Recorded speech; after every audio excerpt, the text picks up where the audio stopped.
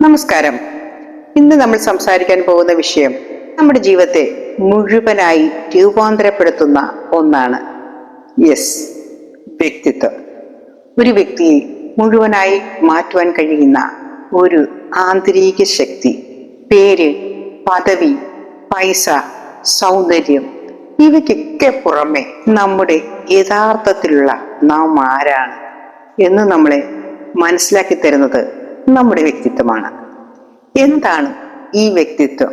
വ്യക്തിത്വം എന്ന് പറയുന്നത് ജനിക്കുമ്പോൾ നമുക്ക് ലഭിക്കുന്നതല്ല, നമ്മുടെ ജീവിതാനുഭവങ്ങളിലൂടെ നമ്മൾ വളർത്തുന്നതാണ്. നമ്മുടെ വാക്കുകൾ, നമ്മുടെ പ്രവർത്തനങ്ങൾ, മറ്റുള്ളവരോടുള്ള നമ്മുടെ സമീപനം, ഇതെല്ലാം നമ്മുടെ വ്യക്തിത്വം തെളിയിക്കുന്നു. ഒരു ചെറുപ്പക്കാരൻ മറ്റുള്ളവരുമായി ഇടപെടുമ്പോൾ വലിയ ബഹുമാനം പുലർത്തുന്നു. ആർക്കും എതിരില്ലാത്ത ചിരി, അത് ഒരു വ്യക്തിത്വത്തിന്റെ പ്രതിഫലനമാണ്. എന്തുകൊണ്ടാണ് വ്യക്തിത്വം ഇത്രയും പ്രാധാന്യം അർഹിക്കുന്നത്? ഈ ലോകം താൽക്കാലികമായ നിഗൂഢതകളാൽ നിറഞ്ഞിരിക്കുന്നു. എല്ലാവരും മറ്റൊരാളാവാൻ ശ്രമിക്കുന്നു.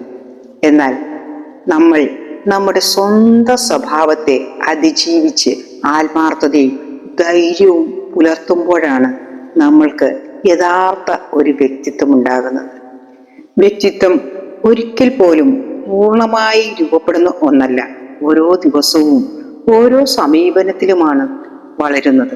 നമ്മുടെ പരിചയങ്ങളിൽ നിന്ന് പാഠങ്ങൾ വായിച്ചുകൊണ്ട് ഓരോ ദിവസവും നമ്മൾ നമ്മുടെ വ്യക്തിത്വം രൂപപ്പെടുത്തുകയാണ്. നമുക്ക് പരിശുദ്ധവും പ്രാമാണികവുമായ വ്യക്തിത്വം വളർത്താൻ ശ്രമിക്കാം. കാരണം നമ്മുടെ മൂല്യങ്ങളാണ് നമ്മുടെ യഥാർത്ഥ ശക്തി. വ്യക്തിത്വം എങ്ങനെയാണ് നാം വളർത്തേണ്ടത്? സ്വയം പരിശോധന. നമ്മളെ തന്നെ സ്വയം പരിശോധിക്കാൻ തയ്യാറാകണം. മറ്റുള്ളവരെ കേൾക്കാൻ തയ്യാറാകണം. തെറ്റുകൾ ചെയ്താലും സമ്മതിക്കുവാനുള്ള ധൈര്യം. ജീവിതത്തെ എല്ലാം പഠനമായി കാണുക. ഒരു അധ്യാപകൻ എല്ലാ കുട്ടികളെയും ഒരുപോലെ കാണുന്നു. പഠന പിന്നോക്കമുള്ള കുട്ടിയോടും വളരെ പ്രതീക്ഷയോടെ സംസാരിക്കുന്നു. മറ്റുള്ളവരുടെ മനസ്സിൽ ഒരു ദീപം കത്തിക്കാൻ കഴിയുന്നത് വ്യക്തിത്വമുള്ളവർക്കാണ്. നമ്മുടെ മൂല്യങ്ങൾ തന്നെയാണ് നമ്മുടെ യഥാർത്ഥ ചിഹ്നം. ഉദാഹരണമായിട്ട് അബ്ദുൽ കലാമിനെയും ഗാന്ധിജിയെയും നാം ആദരിക്കുന്നത് അവരുടെ പദവികൾ കൊണ്ടല്ല, അവരുടെ വ്യക്തിത്വം കൊണ്ട് മാത്രമാണ്. സോഷ്യൽ മീഡിയയിൽ നാം ഇന്ന് കാണുന്ന പല മുഖങ്ങളും, ആകർഷകമായ മുഖങ്ങൾ, വാചകങ്ങൾ എല്ലാം ഏറെക്കുറെ കൃത്രിമമാണ്.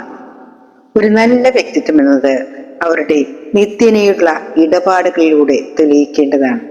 നമ്മൾ കാണിക്കുന്ന സ്നേഹവും സഹനവുമാണ് ലാസ്റ്റിംഗ് ഇംപ്രഷൻ.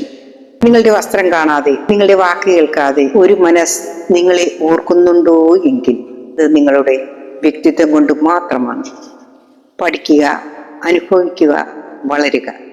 പക്ഷേ നമ്മളൊരിക്കലും നമ്മളുടെ യഥാർത്ഥ നമ്മളെ നഷ്ടപ്പെടുത്തരുത്. നമ്മൾ ഇടയ്ക്ക് ചിന്തിക്കുന്നത് നല്ലതാണ്. നമ്മളുടെ വ്യക്തിത്വം മറ്റുള്ളവരുടെ മനസ്സിൽ എന്താണ് ഓർമ്മപ്പെടുത്തുന്നത്?